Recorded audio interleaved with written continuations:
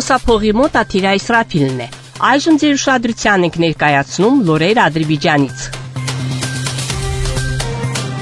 Ամերիկայի Միացյալ Նահանգների նախագահ Դոնալդ Թրամփը ուղերձ է հղել Ադրբեջանի նախագահ Իլհամ Ալիևին։ Այս մասին տեղեկություն է հրապարակվել Ադրբեջանի Հանրապետության ղեկավարի պաշտոնական կայքում։ Ուղերձում Դոնալդ Թրամփը շնորհավորել է Իլհամ Ալիևին եւ ադրբեջանական ժողովրդին Նովրուզի տոնի առթիվ։ Մեր երկրներն ունեն համագործակցության հարուստ պատմություն, եւ ես անհամբեր սպասում եմ այն ուշագրավ ձեռքբերումներին, որոնց մենք կարող ենք հասնել առաջիկա տարիներին։ Մենք բարձր ենք գնահատում Ադրբեջանի աջակցությունն ու բարեկամությունը մեր գործընկեր Իսրայելի հետ եւ ողջունում ենք Ադրբեջանի եւ Հայաստանի քայլերը ուղղված տարածաշրջանում խաղաղության հաստատմանը։ Ես անհամբեր սպասում եմ ձեզ հետ աշխատելուն։ Միացյալ Նահանգները շարունակում են մնալ Ադրբեջանի ինքնիշխանության, անկախության եւ տարածքային ամբողջականության անսասան կողմնակիցը, ասված է ուղերձում։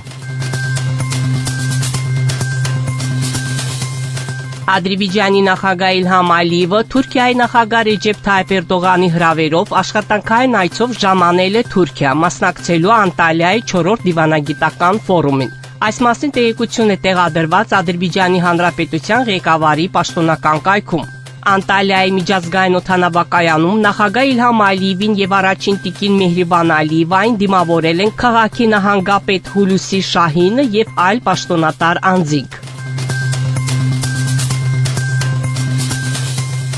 Ադրբեջանն ու Չինաստանը երկխոսություն են սկսում պաշտպանական արդյունաբերության ոլորտում համագործակցության շուրջ, ասել է Ադրբեջանի նախագահ Իլհամ Ալիևը, նշելով, որ չինական ընկերությունները հրավիրվել են որպես ռազմավարական գործընկերներ տարբեր ոլորտներում, այդ թվում կանաչ էներգետիկայում։ Մենք երկխոսություն ենք սկսում պաշտպանական արդյունաբերության ոլորտում համագործակցության շուրջ եւ կարծում ենք, որ դա կարող է շատ խոստումնալից գործընթաց լինել, քանի որ Ադրբեջանը շարունակում է արդիականացնել իր զինված ուժերը։ Բաքվում ասել է Իլհամ Ալիևը դեպի նոր աշխարհակարգ միջազգային ֆորումի մասնակիցների հետ հանդիպմանը։ Նա նշել է, որ Բաքուն եւ Պեկինը 2024 թվականին ստորագրել են ռազմավարական գործընկերության մասին հռչակագիրը, որը շատ կարևոր հանգրվան է Բաքու-Պեկին երկկողմ հարաբերություններում, քանի որ Չինաստանի նման մեծ երկրի հետ համագործակցությամբ ռազմավարական գործընկերության ձևաչափի արկայությունը չափազանց կարևոր է Ադրբեջանի համար։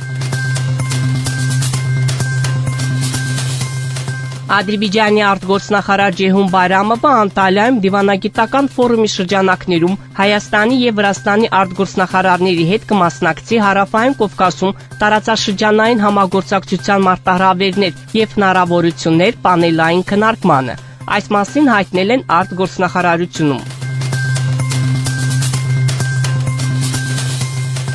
Բաքվի զինվորական դատարանում դատական նիստում մեղադրյալ Մելիքսեթ Փաշայանը պատասխանելով պետական մեղադրողների հարցերին խոստովանել է, որ ապօրինի զինվորական ծառայություն է անցել Ադրբեջանի նախկին օկուպացված տարածքներում։ Հայաստանի զինված ուժերում ծառայած Փաշայանը հայտնել է, որ նրան տրամադրվել է Կալաշնիկովի ինքնաձիգ։ Մեղադրյալը հայտնել է, որ մարտական դիրքերում կանգնած է եղել մի քանի ուղղություններով, այդ թվում Աղդամի շրջանի Սարիջալի եւ Գյուլլուջա գյուղերում։ Պետական մեղադրող Ֆուադ Մուսայևի հարցին ի պատասխան Փաշայանն ասել է. Աղդամը Ադրբեջանի Հանրապետության շրջան է, սակայն մեղադրյալը չի կարողացել պատասխանել այն հարցին, թե ում եւ ինչից է նա պաշտպանել ադրբեջանական տարածքներում։